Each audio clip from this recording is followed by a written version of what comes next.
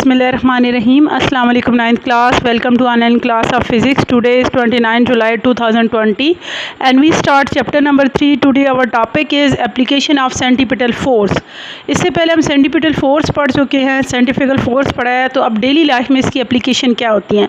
तो first of all first application आपके पास आ जाती है बैंकिंग ऑफ रोड. ठीक है, सड़कों का जो किनारा होता है उस पे हम यही चीज़ अप्लाई करते हैं. कैसे हमारे पास सड़कों के किनारे थोड़े से ऊंचे रखे जाते हैं ताकि जब गाड़ी स्लिप हो तो स्लिप होके वो अंदर की तरफ गिरे.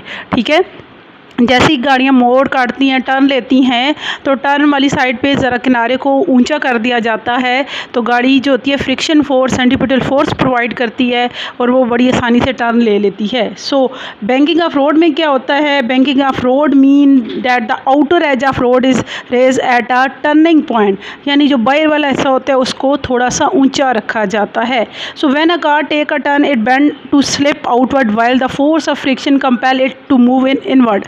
जब भी गाड़ी मोड़ काटती है तो वो बाहर की तरफ स्लिप होके गिरती है, लेकिन फ्रिक्शन फोर्स की वजह उससे वो अंदर की तरफ आ रही होती है. Sufficient centripetal force is required to enable a fast moving car to take a sharp turn.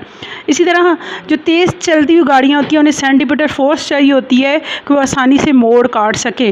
To provide sufficient force the outer edge of the curved road is made a little higher is some area.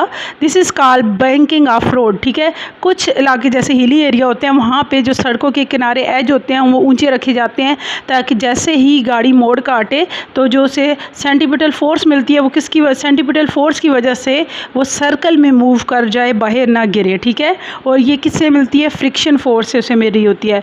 When a car moving along a curve its weight is acting downward and normal force of the road acting outward. ठीक है, जब भी गाड़ी move कर रही होती है उसका वेट जो होता है वो डाउनवर्ड एक्ट करता है, नॉर्मल फोर्स जो होती है वो बाहर की तरफ लग रही होती है. The vertical component of the reaction balance the weight of a car and horizontal component of reaction force provide the necessary centripetal force. अब उसका जो वर्टिकल कॉलम होता है वो बैलेंस करता है वेट को और हॉरिजॉन्टल कॉलम जो होता है वो उसे सेंट्रीपिटल फोर्स प्रोवाइड करता है. ठीक है, तो ये है banking of road first application.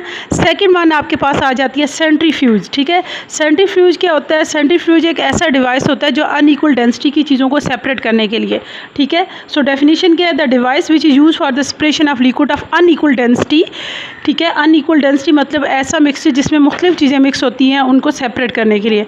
And also separate substance suspended in a liquid by spinning is known as centrifuge. ठीक है, इसके अलावा जो मुख्तलिफ चीज़ें मिक्स होती हैं किसी लिक्विड में उसे स्पिन करके गोल घुमा के हम उसे सेपरेट करते हैं. अब इसमें डेली लाइफ में हमारे पास आ जाती है, जैसे अब लस्सी बनाते हैं, जूसर होता है, तो आप दही से लस्सी बनाते हो तो दही के अंदर दूध भी होता है, दही के पार्टिकल भी होते हैं, आपके पास पानी भी होता है, तो मक्खन भी मौजूद होता है.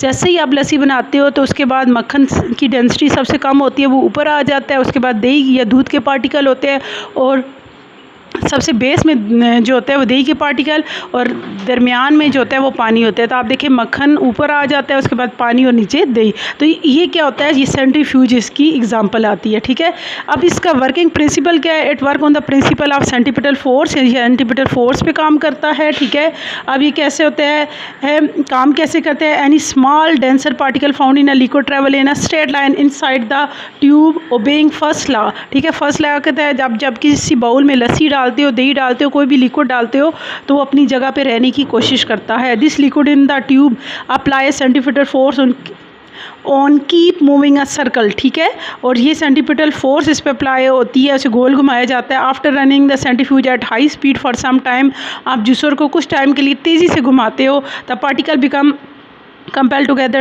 at the bottom of the test tube which can be collected at the sample in is analyzed. ठीक है, तो क्या होता है, बॉटम में आपके पास सबसे भारी पार्टिकल, उसके ऊपर उससे कम और सबसे लेस डेंसिटी वाले पार्टिकल ऊपर आ जाते हैं. तो ये है सेंट्रीफ्यूज. अंडरस्टैंड.